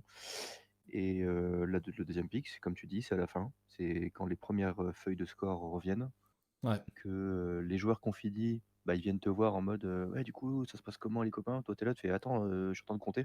J'arrive. Et j'arrive. Vas-y, va fumer, j'arrive. Et puis après, bah, pareil, le côté préparation de la ronde d'après, quoi.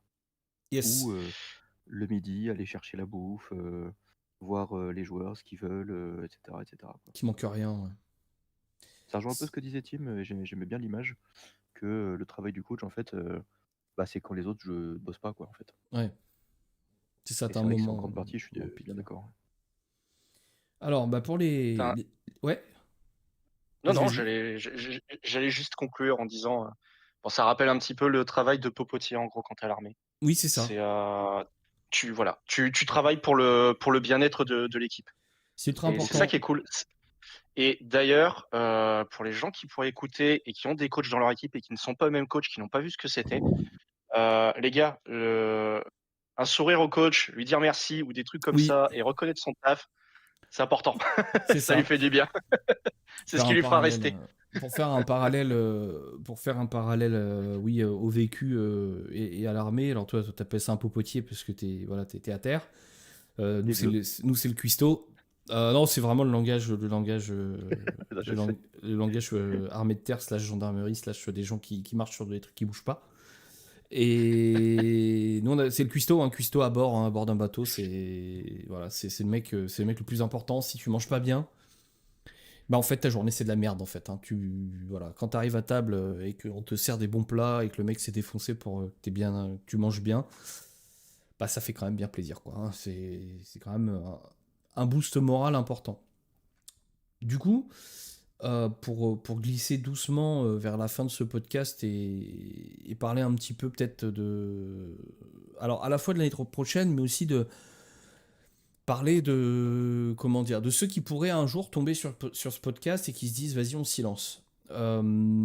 Alors, ce qui est souvent compliqué, alors, un coach souvent devient coach pour une ou une autre raison, c'est-à-dire soit son niveau de jeu qu'il estime lui-même est un petit peu en dessous de l'équipe, donc pour le bien de l'équipe, comme l'a dit Greg tout à l'heure, il va entre guillemets se sacrifier et dire bah moi cette année je vais coacher ou sur ce match-là je vais coacher.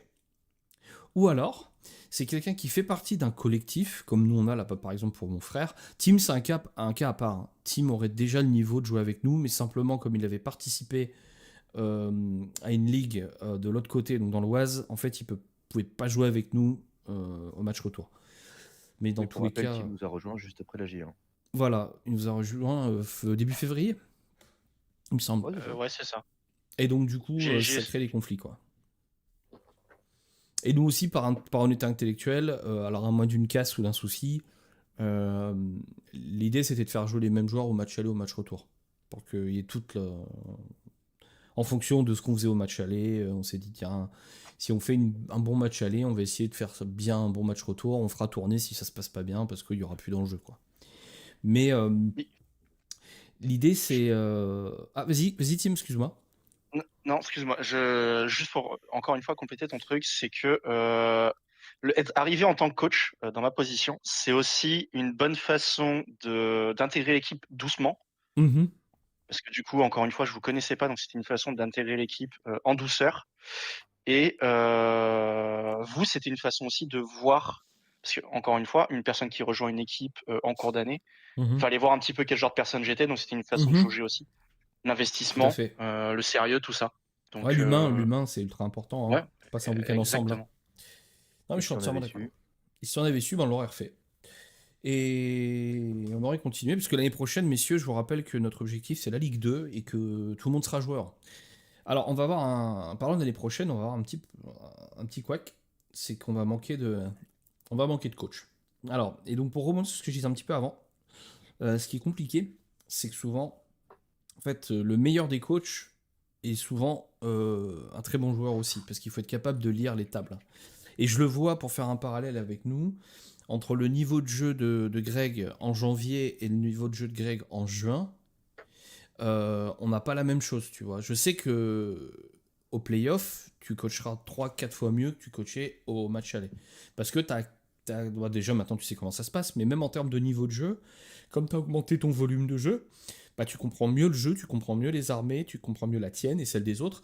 Donc du coup, tu as une meilleure lecture une lecture plus précise de ce qui va se passer sur table. Et en fait, c'est un petit peu un rôle bâtard.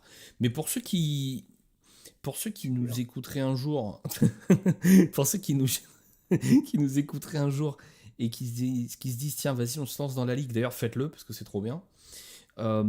Mais vous prenez pas trop la tête sur le niveau de jeu en réalité. Je pense que comme on l'a dit tout à l'heure, un bon coach c'est surtout une bonne personne humainement. qui va... Moi, perso, je sais que quand je voyais Tim ou Greg arriver à la table avec un grand sourire et qui commençait à balancer des blagounettes, perso, ça me faisait du bien. Donc c'est surtout ça, en fait, savoir jauger le bon moment, mais vous prenez pas trop la tête en termes de niveau de jeu, parce que quoi qu'il arrive, quand vous commencez en Ligue 3, et en Ligue 3, les niveaux sont très disparates, et alors à moins que vous soyez tous déjà des très bons joueurs de solo, voilà, tout ça, c'est bon, mais soyons honnêtes, la population maintenant de très très très très très bons joueurs, elle est déjà dans le jeu, et elle est déjà autre part qu'en L3, donc si vous débutez, que vous vous lancez, partez avec un coach, essayez de trouver un copain qui veut le faire avec vous, parce que ça va être très compliqué sans. Et deuxièmement, essayez de trouver un mec qui est sympa, quoi, que tout le monde apprécie, et qui fait ça de manière volontaire. Je pense que tu vas forcer quelqu'un à être coach, ça marche pas par contre. De la même manière que tu peux pas forcer quelqu'un à être joueur non plus, tu me diras. Mais quelqu'un qui veut vraiment jouer, et tu lui dis non mec, c'est pas pour toi, toi tu vas coacher, je pense que ça va être compliqué. Je pense que ça va être très très dur. Mais bon, après, on va être aussi honnête, dans notre hobby, on est plutôt des gens, disons, d'un certain âge, qui avons un petit peu de vécu, un petit peu de maturité. Donc en général, j'ose espérer, Ça fait la part des choses. voilà, que ça vient naturellement. De la même manière que ça a été fait pour toi, Greg, où tu t'es dit, les gars, voilà, moi je vais coacher parce que je pense que JB, il sera plus efficace sur table que moi pour le moment. Et ça, c'est tout à ton honneur et c'est vachement bien. Et pareil pour l'intégration, c'est vachement bien. Pour rebondir sur ce qu'a dit Tim, quand vous récupérez des joueurs en cours de route, ça peut arriver. Même si le niveau de jeu est là, c'est vrai qu'avoir une intégration entre guillemets en douceur, c'est-à-dire que tu n'avais pas d'enjeu sur table, toi, Tim, quand tu es arrivé. C'est-à-dire que tu t'es dit, je viens, je passe un week-end avec les copains, je vais découvrir ces mecs-là, comment ils sont sur table, en dehors de la table, on va passer du temps ensemble. Et puis ça va toi aussi te permettre, parce que c'est un échange, c'est donnant-donnant. C'est-à-dire que c'est pas que nous qui disons, bah t'as un cahier des charges à remplir. Faut que le courant il passe des deux côtés. C'est-à-dire que si ça passait de notre côté, mais que ça passait pas du tien, bah c'était aussi légitime que dans l'inverse, en fait. Donc je trouve que c'est Ouais, important. mais je suis tout à fait d'accord, ouais. C'est pas l'entretien d'embauche, c'est pas un métier, c'est un hobby, c'est un plaisir. Donc il faut que tout le monde y trouve son compte au final. Sinon, bah, on n'y arrive pas. Donc faites-le, essayez de voir un copain qui peut venir avec vous et qui peut vous coacher, qui peut passer du temps avec vous, qui peut vous apporter de la bonne humeur, quelqu'un de joyeux, et pour pas un gros tryharder toxique, parce que sinon c'est compliqué. Je crois que le pire des coachs, c'est celui qui juge ce qui se passe sur table. Celui qui dit ah bah moi ça aurait été, moi j'aurais mis 15, t'as mis que 8, t'es nul. Ça, je pense que c'est le pire des coachs en vrai.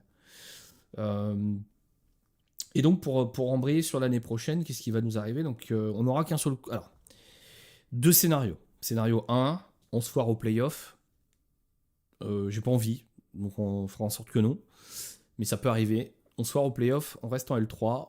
On fait tourner les effectifs, on aura assez de coachs.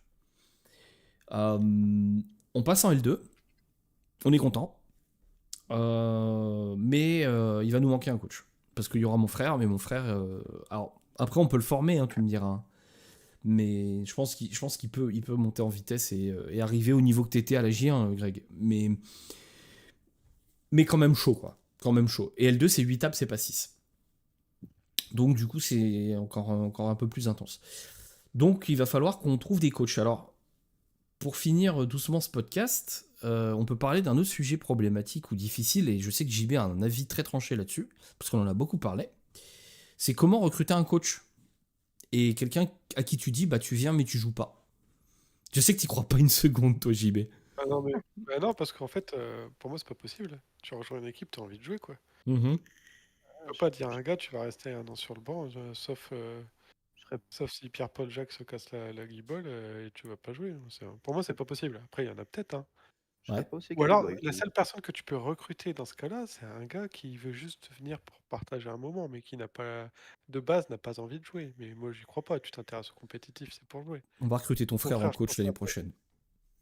Ah, mon frère, il vient pas. S'il vient, moi, je joue pas. Moi, je laisse mon frère coach. Je laisse pas me coacher, c'est mort. Ah, Ah, mon frère, oui, c'est le cas vraiment du mec qui dit je viens mais pas pour jouer, je viens pour passer un moment avec vous, pour vous aider, pour vous filer la main et pour faire partie de l'aventure. Donc clairement, là, il n'y a pas de conflit. Mais je peux entendre que ouais, c'est compliqué. C'est compliqué. Euh, Ça l'est peut-être un peu moins en Ligue 2. Ça l'est plus en Ligue 3, je pense. Après, on a la chance d'avoir plein de copains partout maintenant. Et je pense que si on demande à quelqu'un de venir coacher, tu vois, typiquement, si demain on fait un petit bisou à Corben et qu'on lui dit, mec, viens faire coach chez nous parce qu'on est embêté, il nous manque un coach, tu vois, typiquement, Corben, Oro, n'importe qui en vrai, hein, de tous les copains qu'on apprécie de la Ligue 3, je pense que ça posera pas de souci en vrai. Mais c'est vrai que je préfère avoir quelqu'un qu'on recrute. Mais je sais pas ce que vous en pensez, copains. Team Greg, vous en pensez quoi, vous? Et moi qui suis gros joueur, enfin qui adore jouer, qui suis un fanat de pousser des figues, j'aurais pas pensé ça possible. Et en fait, de l'avoir vécu, je me rends compte qu'encore une fois, je me suis éclaté. Ouais, Après, moi, j'aime bien la logistique, aider les autres et tout. Donc, apporter un soutien à l'équipe, c'est quelque chose qui m'a botté. J'ai trouvé mon compte là-dedans. Maintenant, je suis d'accord avec JB, c'est peut-être pas pour tout le monde. Mais il y a ouais, toujours moyen de s'éclater. Faut pas penser que parce qu'on est coach, on branle rien et on se fait chier. Loin de ouais, là. On l'a expliqué, on court dans tous les sens. ouais. On finit des fois les journées sur les Oui, mais rotules, mais on c'est pas, s'éclate. c'est pas le problème, c'est que tu cherches à recruter et que si tu veux recruter et que tu dis au gars tu vas pas jouer, moi j'y crois pas, c'est pas possible. Toi c'était une condition particulière, mais autrement c'est pas possible. C'est dur. Enfin moi j'y crois pas du tout. Ah, Mais tu alors, sais, on a sur le chat mon bon Awanata slash Mekil slash le foudroyeur de la diagonale du vide. Un gros bisou à toi, mon bon Awa. Awa est un copain de World of Warcraft de longtemps. Voilà, je tiens à le dire. JB, tu sais ce que c'est puisque tu as joué à World of Warcraft. Voilà. À haut niveau. À très Moi haut niveau. j'ai perdu beaucoup d'années ma vie à faire ça. Voilà. Et Awa, on joue à WoW ensemble depuis, ouh là là, une dizaine d'années maintenant, je pense. Par là. Truc comme ça. Mais il habite dans la diagonale du vide, là, dans la ville de Bison Futé, au milieu de nulle part, là. C'est pas fun. Mais non, pour revenir au sujet du coaching, je pense que c'est compliqué de recruter. C'est plus facile de trouver un joueur que de trouver un coach. C'est-à-dire que c'est plus facile de trouver quelqu'un qui vient et qui dit je vais faire Merco. Tu vois, typiquement, trouver un mercenaire, ça se fait vachement. Parce que mine de rien, il y a de plus en plus de difficultés d'avoir 8 joueurs stables dans une équipe. Avec les aléas de la vie et ou les aléas des nerfs, surtout pour les gens monocodex. Tu vois, demain, je sais pas, Likas fait 20 ans, Awa, tu crois? Moi, je suis pas sûr. 10 quand même, merde. Demain, Likas fait poutrer, c'est turbo injouable, on est grave dans la merde. Donc, Et vous aurez un super coach. on aura un super coach. Tu vois, typiquement, Fanfan se fait poutrer son Astra. Il va falloir vite peindre de la de mec. Hein. C'est très très vite. Très très vite. Il va falloir qu'il utilise bien son nouvel aérographe tout neuf. Mais je pense Ah, et qu'en puis vrai, 2000 c'est compliqué, ouais. et puis 2000 euros de figue, 2000 points de figue, pardon. Ouais, 2000, t'es gentil, toi. Hein.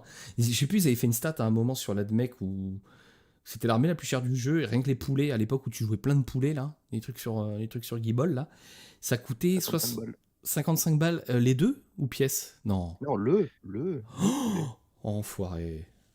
T'es sérieux? et je crois qu'à un moment donné, ils avaient dit que t'étais à pas loin de, je sais plus, 10 euros le point ou une connerie du genre ou 1 euro les 10 points. Je sais plus, il y avait un ratio comme ça. Ah, J'en avais C'était 1 entendu pour 10, je parler crois. sur. Je vous rappelle quand même qu'il y avait un mème dans la commu, c'était t'arrives en tournoi, tu joues à de mec, tu présentes pas ta liste d'armée, tu présentes ton ticket de caisse. Hein.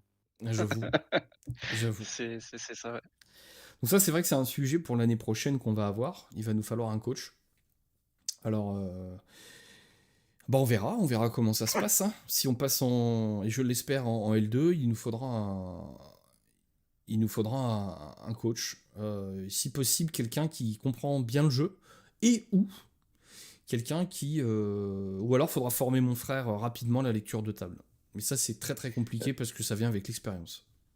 C'est pour ça on a peut-être pas parlé longuement sur le sujet ce soir, mais il faut aussi différencier le cas échéant le coach de jeu et le coach de vie. Oui. Ça peut être deux personnes différentes. La personne qui va gérer plus la logistique, le ravitaillement, ce genre de choses, c'est ce qu'on va appeler le coach de vie.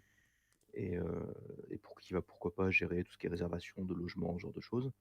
Et le coach de jeu, c'est celui qui va passer entre les tables, qui va faire le rapport au capitaine, etc. etc. Yes. Il faut être capable de lire l'étape pour ça. Donc il faut déjà avoir un niveau de jeu suffisant pour être capable de comprendre toutes les armées qui sont présentes dans le tournoi. Alors, heureusement, il y a une méta, donc on retrouve quand même un pattern de tout ça, mais c'est quand même pas simple, c'est quand même pas évident du tout. Être capable de lire sans poser trop de questions et sans trop demander aux gens ce qui se passe, c'est pas évident. Pas évident. Être capable de comprendre ce qui va se passer dans 2 tours parce que le mec joue telle armée qui s'est positionné de telle manière, c'est pas évident. C'est pas évident du tout. Bah, Donc, ouais. faut connaître quand même, effectivement, parce que quand tu te retrouves un tournoi et que tu as des ovnis comme Mhm. Romain qui nous sortent le Oui, bon Mistakes qui nous sortent un un Drukhari bombardé qu'on a vu. Drukhari. Ouais, Déjà, j'imagine pas la gueule des mecs quand ils ont vu nos listes.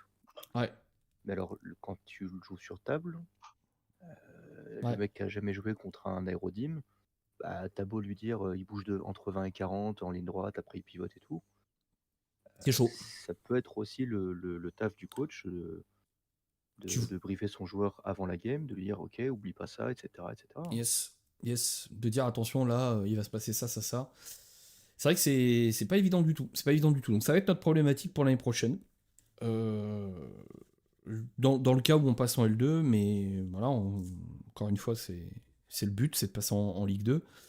Parce que je pense qu'on a suffisamment travaillé pour. Après, je pense que tous nos adversaires qu'on rencontrera maintenant dans pas longtemps du tout, dans 3 semaines, dans 3 semaines, on sera quasi sur le départ. Ouais, la vache, ça va arriver vite. Hein. Ouais. Bordel. Dans 2 semaines, on est au Fromel et dans 3 semaines, on sera au match de playoff. Et je pense que là, pour le coup, il n'y a pas d'erreur possible, entre guillemets. C'est-à-dire que, oui, les niveaux de ligue sont disparates. D'une ligue à l'autre en L3, c'est un petit peu le jour et la nuit. Cependant, il y a quand même des trucs. Je veux dire, si les mecs finissent premiers, c'est qu'ils savent jouer au jeu. Voilà, c'est qu'ils savent jouer au jeu et qu'ils savent faire des pairings. Donc, c'est un petit peu moins dans le, disons, dans l'inconnu que les matchs de ligue. Donc ça va être particulier. Donc ce sera notre problématique de l'année prochaine, entre autres, mais celle-ci, ça va être vraiment la problématique. Donc là, pour l'instant, on verra ce qu'on fait. Déjà, on va voir si on passe en L2, parce que si on reste en L3, cette question ne se pose pas. On est tranquille avec ça. Par contre, ouais, si on passe en L2, il va y avoir des discussions en interne pour voir comment on gère ça et comment on exécute tout ça. Donc ça va être intéressant. Dans tous les cas, l'année prochaine, vous les copains, vous serez joueurs. Dans tous les cas. Qu'est-ce que ça vous fait? Ah ah. On s'entraîne d'arrache-pied, je suppose. Ouais. Vous serez joueur. Dans n'importe quel niveau, vous serez joueur. Joueur. Et puis, en vrai, au besoin, s'il y a suffisamment, parce qu'on parle de recrutement, on va falloir attendre de voir ce que va donner L2, mais même on revient en L3. Mhm. S'il y a besoin, parce que machin a envie de jouer, parce que les armées que je joue sont OTA et qu'on a quand même envie d'aller en L2 l'année suivante ou un truc comme ça, pour le bien de l'équipe, moi, repasser coach, ça me dérangera pas forcément. Ouais, on fera en fonction. Hein. Mais joueurs, ouais, joueurs, par contre, très content, envie de donner le maximum pour l'équipe. J'ai montré ce que je pouvais donner quand je me mettais derrière un bureau. Maintenant, il faut que Mhm. je montre ce que je suis capable de faire avec des dés. Sur table, tout à fait. Et puis peut-être que d'ici là, tu auras eu un codex. Et vu ce qui sort en ce Euh, moment, bah, tu risques d'être écoute, heureux. Je te le souhaite. Inch'Allah, les rumeurs parlent de septembre. Et puis, Bon. peut-être une refonte de la règle d'armée. En espérant On que ce sera espère. dans le même ton de ce qui est sorti depuis le début d'année, là, comme ça, tu seras heureux pendant un moment. Ouais, écoute, un genre World Eater ou un genre TS, moi, ça me va. Voilà. Et toi, Greg, alors, après cette saison à nous avoir regardé depuis l'horizon, passer joueur, ça te fait Moi, quoi? pareil, hein. Moi, j'ai surkiffé ma saison en tant que coach. Je le dirai jamais assez. D'ailleurs, comme team, si jamais il faut, l'année prochaine, pour X ou Y raison, j'y vais la tête la première. Et puis le fait de jouer, enfin jouer des IK sur table. Jouable? Enfin, pour le moment, on verra le codex. Comme ce que vient de dire Tim, comme on dit en Bourgogne, hein, Inch'Allah. Mhm, mhm. Et puis, non, puis c'est aussi, on va pas se le cacher, hein, c'est toujours cool de sortir ses figues, de les mettre sur Bah table, oui, bah de, oui. voilà, de jouer Je- avec. On reste des enfants qui joueront avec des soldats en plastique, hein, Bah oui. Hein. on le redit tout le temps. Et puis, très cool aussi hâte, on va dire, de me frotter à des joueurs que pour l'instant j'estime plus fort que moi, et de voir si mon travail paye, si j'arrive à prendre du skill et suffisamment pour me mesurer à eux, quoi. Voilà, ça va le faire. Ça va le faire. Ça va Donc, le faire, ouais, ouais. même, de toute façon, même en L2, ça le fera. De toute manière, encore une fois, il faut se rappeler que l'équipe a 1 an. C'était notre première saison en Ligue 3. On finit premier de notre Ligue 3, on part au play-off. Donc déjà, le contrat il est rempli. Si l'année prochaine on va en L2, le contrat est plus que rempli. À ça, on ajoute le fait que l'année prochaine, ça va être autre chose. Si on passe en L2, le niveau de jeu va être différent. Donc faut pas avoir de regrets. Faut y aller comme on est allé à tout, c'est-à-dire préparé, en ayant bien bossé. Et puis on fera de notre mieux sur table. Et puis on sortira ce qu'il en ressortira. Comme cette année. Et je pense que moi je suis pas particulièrement inquiet. Je pense que ça va être chouette. Et franchement, jouer avec tout le monde, ce sera bien, je pense. Ça va être cool. On va retrouver le pairing à 8, on va retrouver 8 tables. Mon perso, je trouve ça mieux que le pairing à 6. Mais ça, c'est mon avis personnel. Mais ça va être cool. Et puis aussi de voir certains joueurs qui ont beaucoup progressé cette année et qui vont se frotter à l'étage du dessus, quoi. Parce que quand je pense à Johan qui Caméléon national. voilà, je pense à notre Bulgreen aussi qui a progressé, mais alors à une vitesse grand V, notre bon Fanfan qui commençait tout juste le tournoi il y a 1 an et qui commençait à s'intéresser, qui faisait plus des events type French War Game Day, tout ça. Et là, qui se retrouve à faire des listes incroyables avec des surprises, des trucs chouettes. Et puis qui s'amuse et qui est bon en plus. Hein. Enfin, on l'appelle Fanfan le stable, c'est qu'il y a une raison. Donc tout ça, j'ai hâte de voir comment ça va se transformer sur un niveau de jeu supérieur. Cependant, on a fait des scrims contre de la L2 et récemment ça a été quoi, ça s'est bien passé. Donc on n'a pas à rougir de nos résultats non plus en scrim. Donc voilà, donc ça va être cool. Donc les prochaines échéances c'est quoi ? C'est le Fromel dans 2 semaines. Ça va être trop bien. On va se régaler. Et là en plus c'est cool, c'est d'aller à un tournoi sans pression entre guillemets, sans enjeu. Alors sauf JB qui veut finir premier avec ses EC. Mais bon. Pas si sûr. Golden Ticket, hein, t'as annoncé à Sam, hein, t'as dit heureusement Golden Ticket quoi. Donc un relais noir à Atlanta. Imagine. Non, le C, c'est pas si sûr. Ah, ça... Tu vois, moi le C, je le vois bien comme armée de team. C'est vrai qu'en armée de solo, tu peux vite te retrouver face à des trucs que t'aimes pas trop quoi. Mais ça passe pas trop partout. Mais Tu vois, la différence d'ambition, elle est là. T'en as un qui veut aller à Atlanta, l'autre qui veut juste être Best in Faction IK. voilà. Et, tu ferais un back-to-back. Hein. Ouais, mais cette année, ça va être compliqué, mon Greg. Hein, parce que... Ouais, Lika il va être représenté cette année, je pense. Il est en pleine forme cette année. Tu rigoles, mais moi, j'ai qu'une envie, c'est de voir d'autres Jorika. Mais oui, trop bien. parce qu'on n'en voit pas souvent. La fois, on était à la Tourotte ensemble avec les copains de Relais Noir. Il y avait un seul Jorika. J'ai vu, je fais toi, je t'aime, toi. Un copain de moi. Hey. limite, je suis allé le voir, je fais toi aussi, t'aimes les boulons et l'huile de vidange. C'est exactement ça. Donc ça, c'est les échéances sur le mois de juin. Et puis voilà. On va essayer, c'est ce que je disais un petit peu avant qu'on commence en off, d'accélérer un petit peu le rythme des podcasts pour proposer, parce qu'il faut savoir qu'après ces podcasts sont utilisés par mon frère pour faire des shorts pour YouTube, TikTok et j'en passe. Donc allez voir sur TikTok, on y est aussi, pour ceux qui écoutent. On est aussi sur YouTube, on est aussi sur quoi d'autre ? Sur Insta, sur Facebook, on est partout. Donc là, l'idée, ce serait aussi d'accélérer un petit peu le rythme des podcasts, d'essayer de s'en caler 2 par mois. Ce serait bien. Là, ça va être tendu jusqu'au playoff, je ne vais pas vous mentir. Il y aura une période de trêve estivale et de mercato au mois de juillet. On va voir qui on vend et qui on garde. Le 31, donc dans 2 jours, il y a le PSG en finale de Ligue des Champions. Ça, on va regarder aussi. C'est une échéance aussi. Parce que même si... je suis pas un énorme fan de foot. Je suis pas un énorme fan de foot, si ce n'est les trucs internationaux. Mais là, c'est quand même une équipe française qui est en finale de Ligue des Champions. Et rien que pour faire la nique à Kylian, ça me ferait tellement rire que l'année où il s'en va, le PSG gagne la Ligue des Champions, ce serait quand même incroyable. Un pied de nez fantastique. Donc, bon, on va regarder parce que... Je peux pas vous dire, j'ai jamais rien compris au rugby. Alors. Voilà, c'est ça. Et puis après, donc juillet, ce sera la trêve. Juillet, ça va être les vacances en famille pour beaucoup. Ça va être un petit peu les coupures et tout. Et après, on reviendra, je pense, plus fort en août. Vers la mi-août, là, début mi-août, pour commencer à relancer la saison doucement. Donc voilà. Bon bah messieurs, j'espère que c'était bien, que ça vous a plu, qu'on a essayé de... Ouais. On arrive à 1h30 de podcast là. C'est quand même pas mal, on a bien papoté. Euh, Encore une fois, pour ceux qui veulent se lancer dans le jeu d'équipe en compétitif, faites-le, et faites-le avec des copains, et faites-le avec un coach, parce que c'est mieux. Vous passerez un meilleur week-end.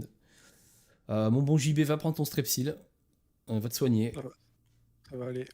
Et puis les copains, bah de toute façon, Pour ceux- nous, on se revoit pas loin. Hein. Pour ceux Oui, qui Greg. hésitent, qui se demandent est-ce que il faut un coach pour l'équipe, est-ce que je le fais parce que je peux, parce que je joue pas, etc. N'hésitez pas, c'est comme disait Tim tout à l'heure, c'est un autre côté de notre jeu. C'est super intéressant. Ça vous donne le temps de vous faire des copains en plus, Oui. surtout. Donc surtout, n'hésitez pas. Puis franchement, vous pouvez piquer les vestes de vos potes. Vous pouvez piquer la desserte. Vous pouvez Alors, taper dans la alors, bouffe gratuitement sans que personne le voie. Vous pouvez aller soudoyer les arbitres sans que personne le voie non plus. Vous pouvez faire tellement de choses. C'est ça, c'est un Par vrai contre, vous dormez métier de dans le relations canapé. publiques. Par contre, ouais, tu dors dans le canapé. À un moment, il faut savoir ce que tu veux quand même. C'est un choix. Bon, ça, Il y a- le canapé était confortable. Il y a un système de karma quand même, faut pas déconner. Il y a un moment, il faut payer la note. Messieurs, je vous remercie pour votre disponibilité ce soir, pour votre temps. Avec plaisir. On se reverra certainement en podcast. J'aimerais bien en caler un. JB, tu me diras après les playoffs pour conclure sur notre saison. Et donc, en gros, entre le 21 juin et le 7 juillet. En gros, grosso merdo. Ouais, c'est Grosso jouable. merdo. C'est jouable. Oh, Donc, on fera un gros débrief pour vous dire qu'on est les plus forts et qu'on part en Ligue 2. Voilà, vous l'aurez entendu ici. Ou pas. Ou pas, ou qu'on est je croisais- des gros fragiles. Je croise les doigts pour être là le 21, putain. Voilà, on fera ça en podcast après pour débriefer de tout ça. Et puis voilà. Messieurs, merci à vous. Une bonne soirée, bonne nuit, bon tout. Et puis, pour tout le monde, donc n'hésitez pas à aller voir sur Instagram, sur Facebook, sur TikTok maintenant, c'est tout neuf. Et puis, si vous passez devant nos stories, devant notre contenu, un petit pouce, un petit commentaire, un petit truc, ça fait plaisir. Ça veut dire que vous regardez, ça veut dire qu'on fait tout ça et que ça vous plaît. Et puis, ça aide à pousser un petit peu le contenu parce que je trouve que il en manque un petit peu du contenu d'introduction actuellement sur les plateformes pour motiver la jeune génération et la future génération de wargamers à se lancer dans le jeu compétitif en équipe. Voilà, merci à tous, une bonne nuit, une bonne soirée, un bon week-end et à très bientôt. Et faites votre vie. Salut.